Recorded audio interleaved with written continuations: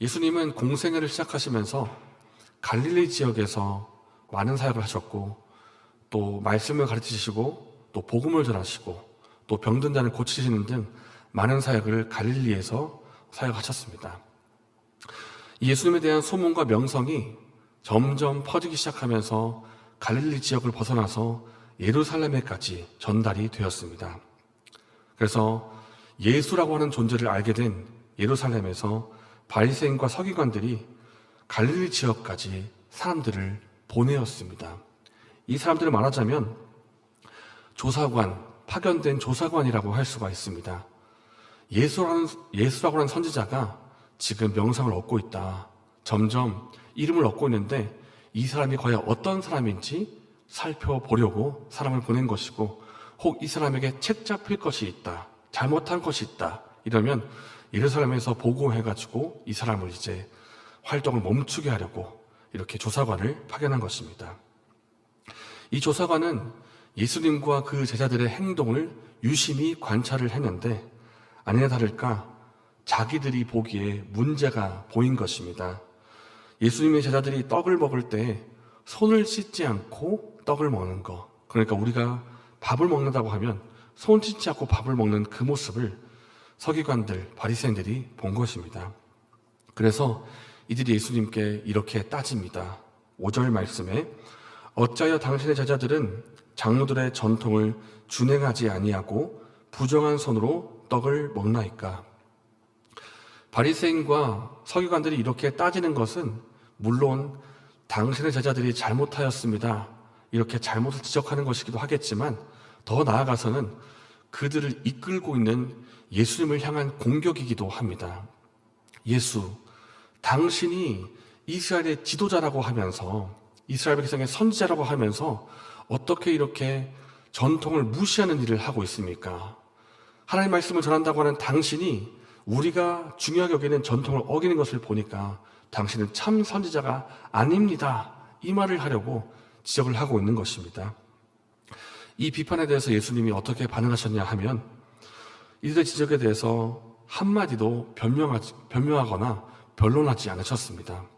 왜냐하면 실제로 이 장로들의 전통에서 볼 때에 제자들이 손을 씻지 않았고 이것은 분명히 전통을 지키지 않는 행동이었기 때문입니다. 이것에 대해서 예수님은 한마디도 변론하지 않으십니다.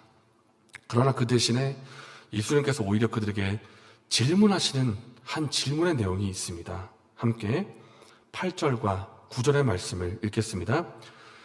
너희가 하나님의 계명은 버리고 사람의 전통을 지키느니라. 또 이르시되 너희가 너희 전통을 지키려고 하나님의 계명을 잘 저버리는도다. 예수님이 오히려 되물으십니다. 그래, 우리가 당신이 중요하게 여기는 그 전통 어겼습니다. 그런데 내가 하나 질문합시다. 당신들은 그토록 전통은 중요하게 생각하면서 전통은 지키면서 왜 더 중요한 하나님 말씀을 지키지를 않소? 라고 하면서 예수님이 오히려 되물으십니다. 우리는 이 말씀 속에서 장로들의 전통이 무엇인지, 또 그들이 전통을 얼마나 소중히 여기는지를 한번 살펴볼 필요가 있습니다. 장로들의 전통이라는 것은 말하자면 하나님 말씀에 대한 세부 조항 같은 것입니다. 예를 들어서 십계명이 있고 너는 나 이외에 다른 신을 섬기지 말라, 우상 섬기지 말라, 이런 십계명이 있다면 이 바리새인과 서기관들은 이 십계명 우리가 철저히 지키자. 출발은 아주 좋았습니다. 좋은 뜻에서였습니다. 우리가 말씀을 철저히 지켜서 하나님 앞에 의로운 삶을 살아갑시다, 이렇게 시작을 했지만 그러면서 세부 조항을 만드는 것입니다. 우리가 하나님을 잘 섬겨야 되고 안식일을 범하면 안 되니까 철저히 지킵시다. 이제부터는 이제 안식일에는 집 밖에 100m 이상 나가면 안 됩니다, 이런 말을 하는 것입니다. 우리가 안식일을 범하면 안 되니까 안식일에 밥하면 안 됩니다. 이런 조항들을 세부적으로 600개나 넘는 것들을 만드는 것입니다. 이것은 엄밀히 말하면 하나님 말씀은 아닙니다. 하나님 말씀은 아니고 하나님 말씀을 더 잘 지키기 위해서 만든 세부 세칙 같은 것들인데, 근데 문제가 뭐냐면 사람들이 점점 더, 특별히 바리새인들이 이 세부 세칙을 더 중요하게 여기는 것입니다. 하나님 말씀보다.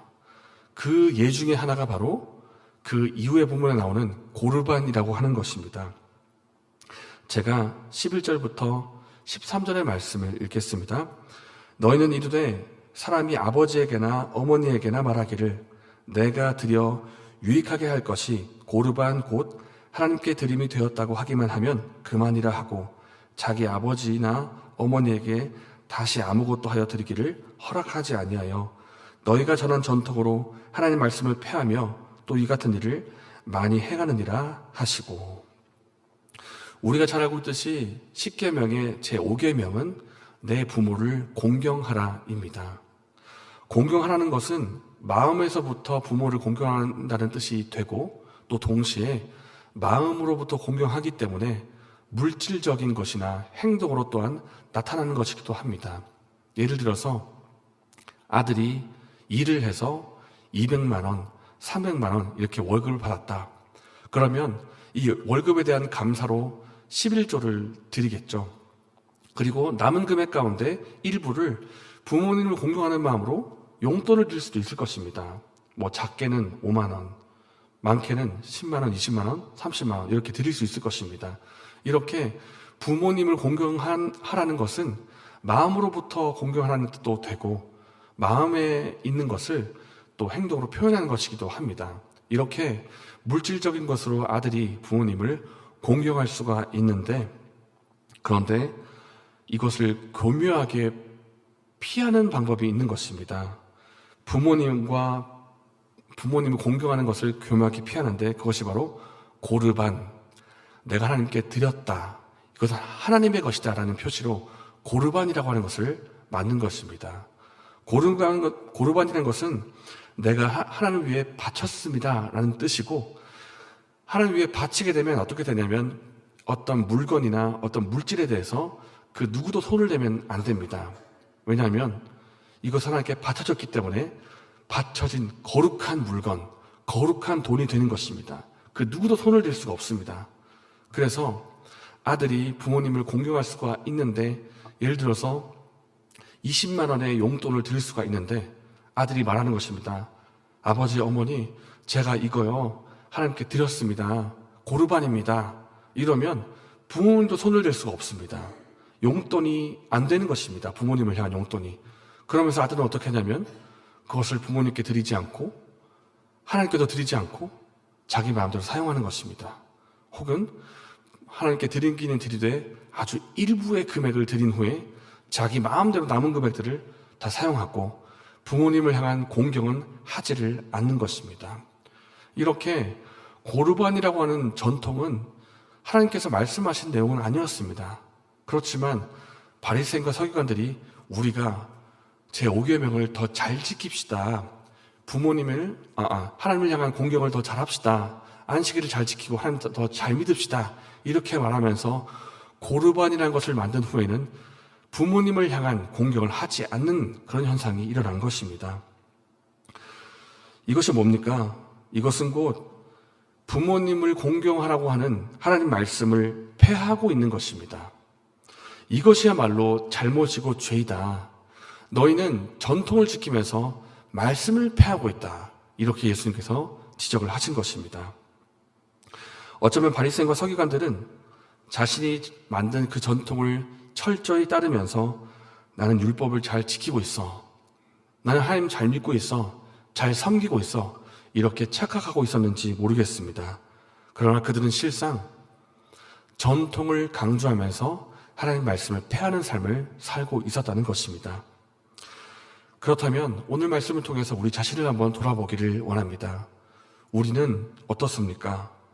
우리의 삶의 모습은, 우리의 사역의 모습은 하나님 말씀과 부합하는 삶을 살고 있습니까? 혹은 우리가 이것이 전통입니다, 이것이 지금까지 내려온 삶의 모습입니다, 이것을 강조하면서 하나님의 말씀을 어기는 일을 하고 계신 않으십니까? 지금까지 내려온 전통이기 때문에 이것이 우리에게 익숙합니다. 내 삶의 일부입니다. 그리고 이 전통이 그리고 아름다운 모습일 수도 있습니다. 그러나 혹 하나님 말씀과 부합되지 않는 모습이 있다면 우리 삶을 한번 돌아볼 필요가 있다는 것입니다. 나의 개인적인 어떤 전통이나 어떤 소그룹 모임 안에서의 내려져오는 전통이나 혹은 공동체 전체에 내려져오는 전통 가운데 아름답고 좋은 것이 있다면 지키고 계속 연결해야 되겠지만은 하나님의 말씀과 부합하지 않는 것이 있다면 이것을 돌아볼 필요가 있다는 것입니다. 하나님의 말씀과 일치하지 않는 것이 있다면 우리는 과감하게 수정하고 바꿀 믿음과 용기가 있어야 될 것입니다. 왜냐하면 전통을 주장하느라고, 전통을 고수하느라고 하나님의 말씀을 어길 수는 없기 때문입니다. 엄밀하게 말해서 전통은 사람이 만든 것이고 그 위치는 분명히 하나님의 말씀을 떠받드는 그 위치에서만 있어야 되는 것이 되기 때문입니다. 사랑하는 여러분, 결국 우리의 삶과 사역의 기준은 하나님 말씀이 되어야만 합니다. 우리의 전통도 말씀에 비추어서 지킬 것은 지키고 수정하고 바꿀 것은 바꿔야만 합니다. 말씀을 기준 삼아서 그 말씀을 따라 살아가시는 저와 여러분 되시기를 바랍니다. 이 시간 말씀 생각하면서 기도하겠습니다. 내가 지금까지 가지고 있었던 습관, 전통, 자랑하는 것이 있었다면 그 가운데 말씀에 부합하지 않는 것이 있을 때 이것을 고칠 수 있는 믿음과 용기를 주시옵소서. 그리고 아름다운 전통의 모습은 계속 지켜나갈 수 있도록 도와주시옵소서. 이렇게 기도하시고 개인적인 질문으로 기도하신 후에 자유롭게 돌아가시겠습니다.